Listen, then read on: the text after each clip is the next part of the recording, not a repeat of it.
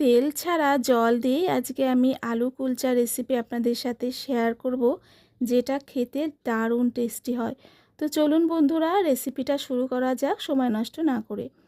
তো সবার আগে আমি ময়দা মেখে নেব। তার জন্য 2 কাপ নিয়ে নিলাম ময়দা, আর তাতে দিয়ে দিলাম নুন, চিনি আর বেকিং পাউডার দিলাম 1 চামচ, হাফ চামচ দিলাম বেকিং সোডা। এই শুকনো উপকরণগুলো আগে ময়দার ভিতরে মিশিয়ে নিতে হবে। তারপর মাঝখানে একটু জায়গা করে নিচ্ছি, এর ভিতর দিয়ে দিচ্ছি টক দই।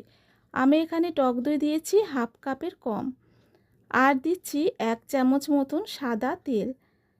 এই টক দই আর তেলটা আগে ময়দার সাথে ভালো করে মিশিয়ে নেব, তারপর অল্প অল্প জল দিয়ে মেখে নেব। আগে কিন্তু আমি জলটা দিচ্ছি না, না হলে ময়দাটা নরম হয়ে যাওয়ার ভয় থাকে। তো আগে ভালো করে ময়দার সাথে এই দইটা মিশিয়ে নিলাম। এবার অল্প অল্প জল দিয়ে ময়দাটাকে মেখে নেব, একটু নরম করে মেখে নেব। যেহেতু এটা কুলচা হবে আর বেকিং পাউডার দেয়া আছে, বেকিং সোডা দেয়া আছে, টক দই দেয়া আছে, তো এই ময়দার ডো কিন্তু একটু নরম টাইপের হয়। তো মাখা হয়ে গেছে ময়দাটা। এবার আমি উপর থেকে অল্প করে তেল দিচ্ছি, তেলটা দিয়ে ময়দার গায়ে একটু ভালো করে মাখিয়ে নিচ্ছি। আর মাখিয়ে নিয়ে আমি ঢাকা দিয়ে রাখবো 10 মিনিটের জন্যে। ততক্ষণে কিন্তু ময়দাটা অনেকটাই ফুলে যাবে। তো ঢাকা দিয়ে রাখলাম। আর এই ফাঁকে আমি আলুর পুর তৈরি করে নেব। তো দুটো মিডিয়াম সাইজের আলু নিয়েছি, সেদ্ধ আলু। এটাকে আমি চামচ দিয়ে ম্যাশ করে নিচ্ছি।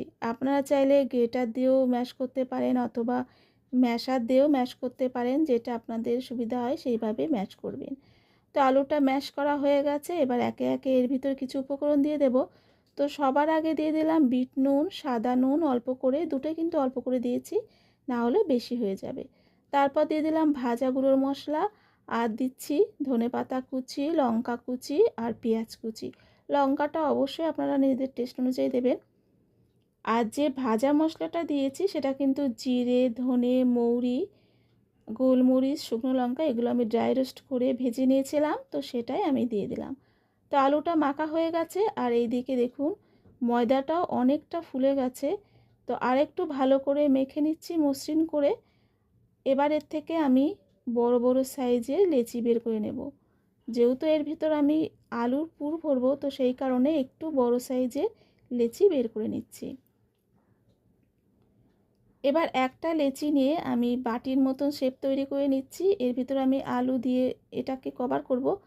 আপনারা এই কাজটা পারলে বেলে নিয়েও করতে পারেন, যদি এরকমভাবে বাটির মতন করতে না পারেন, বেলে নিয়েও আলুর পুরটা কিন্তু ভরতে পারেন, লুচির মতন বেলে নিয়ে।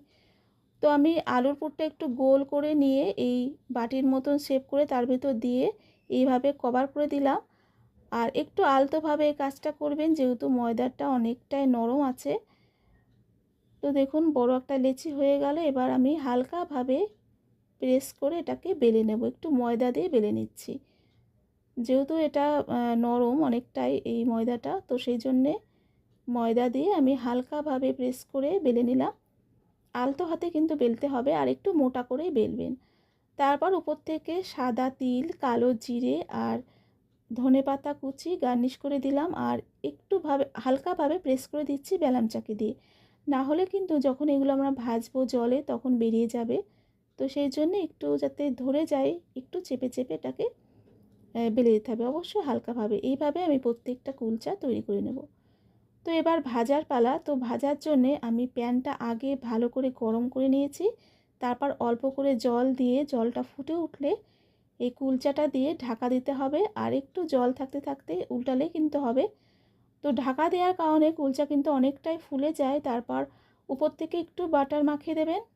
দেখুন কতটা ফুলে গেছে, আর আমি এপিট ওপিট করে ভেজে নিচ্ছি, একটু লালচে করে ভাজতে হবে, তাতে কিন্তু খেতে খুব ভালো লাগে। আর দু সাইডটাই বাটার দিয়ে ভেজে নেবেন। বাটার না থাকলে আপনারা ঘি দিয়েও কাজটা করতে পারেন। আর একটা আপনাদেরকে বানিয়ে দেখাচ্ছি, দেখুন কয়েক মিনিটের মধ্যেই কিন্তু ঢাকা দেওয়ার পর কয়েক মিনিটের মধ্যেই কিন্তু জলটা শুকিয়ে যায়। তারপর এইভাবে দু সাইডটায় বাটার মাখিয়ে দেবেন, বাটার না থাকলে ঘি মাখিয়ে দেবেন। এইভাবে এপিট ওপিট করে ভেজে নিতে হবে একটু লালচে করে। আর দেখুন আমি দু সাইডটা একটু বাটার মাখিয়ে দিচ্ছি।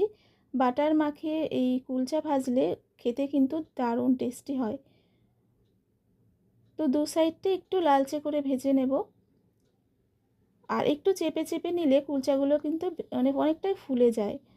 তো দেখুন, আর ঢাকা দিয়ে ভাজলে কুলচা আরও সুন্দরভাবে ফুলে যায়। তো অবশ্যই জল দেওয়ার পর ঢাকা দেবেন।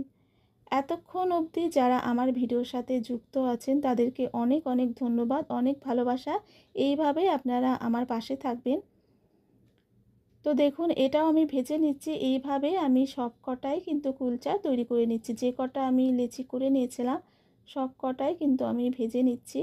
আমরা তো সব সময় ডিনারে রুটি পরোটা এসব খেয়েই থাকি। মাঝে সাঝে এরকম ধরনের রেসিপি করবেন, দারুণ লাগে খেতে। আর এই কুলচার ভিতর যেহেতু আলু দিয়ে করা, তো কোনো কিছুই দরকার হয় না, এমনিতেই সব কিছুর সাথে ভালো লাগে। আর কোনো কিছু যদি নাও থাকে, এমনি টমেটো কেচাপের সাথেও কিন্তু কুলচা ভালো লাগে। তো দেখুন, তৈরি হয়ে গেল আমাদের জল দিয়ে তৈরি দারুণ টেস্টি আলু কুলচা। ভিতরটা আপনাদেরকে দেখাচ্ছি, দেখুন কতটা ফুলে গেছে, অনেকটাই ফুলে যায় আর অনেকটা কিন্তু সফট হয়। দেখুন কতটা সফট। এইভাবে বাড়িতে তৈরি করবেন, দারুণ হয় খেতে। আমার রেসিপি যদি আপনাদের একটু ভালো লেগে থাকে তবে অবশ্যই লাইক কমেন্ট শেয়ার করবেন, আর নতুন হলে সাবস্ক্রাইব করে পাশে থাকবেন। ধন্যবাদ।